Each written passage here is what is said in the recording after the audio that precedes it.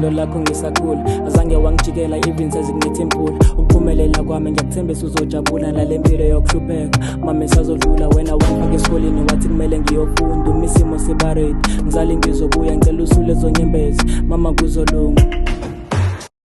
Mama ngiyabonga